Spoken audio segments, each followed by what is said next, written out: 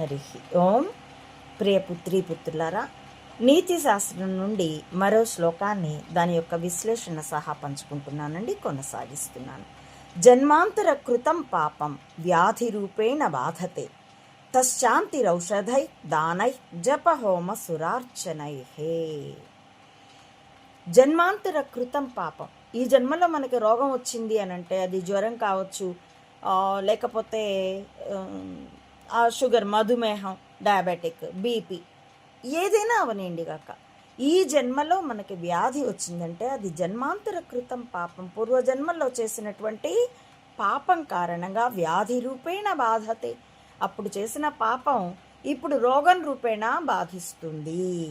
తశ్శాంతి, దాని శాంతికి ఔషధైహే, వైద్యుడిచ్చేటటువంటి ఔషధం, మెడిసిన్ పుచ్చుకోవడం, దానైహే, దానాలు చేయడం, యోగ్యులకి యోగ్యత ఎరిగి దానం చేయడం. అందున అది తామస దానం, తిట్టుకుంటూ చేసే దానం కాకుండా, పరస్పరం ఫలితాన్ని ఆశించి కూడా కాకుండా సాత్విక దానం చేయమంటారు. అది ఇక్కడైతే నా రోగం తగ్గాలి అనుకునే దానం చేయడం అంటే రజోపూరిత దానమే.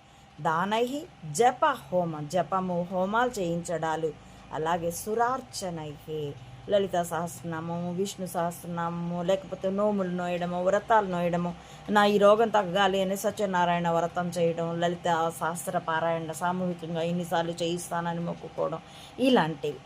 కాబట్టి నీ పూర్వజన్మ కృతం నువ్వు పూర్వజన్మల్లో చేసిన పాపం ఈ జన్మలో వ్యాధి బాధిస్తుంది.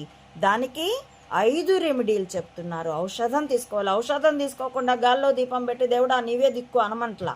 ఔషధం తీసుకోవాలి, దానాలు చేయాలి, జపాలు, హోమాలు జరపాలి, అలాగే సురార్చనలు, దేవతార్చనలు, గుడుల్లో అర్చనలు, గుడులలో కొన్ని ధర్మ కార్యాలు, ఇలాంటివన్నీ చేస్తే మెడిసిన్ తీసుకున్నా కూడా తగ్గవు కొన్ని చాలాసార్లు జబ్బులు. వాటికి ఈ 4 కూడా తోడైతే నువ్వు వ్యాధి నుండి విముక్తుడవుతావు.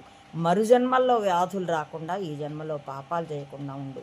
ఏది పాపమో ఏది పుణ్యమో మనకు తెలియదు కాబట్టి, పుణ్యం అనుకుంటూ పాపం కూడా చేయగలిగే అవకాశం ఉంది కాబట్టి, ఈ గొడవలన్నీ నీకొద్దురా తల్లి లేదా తండ్రి, ఒరే బుడ్డోడా, ఒరే బుజ్జమ్మ, ఇవన్నీ నీకొద్దు. అందుకని నిష్కామంగా చేయి.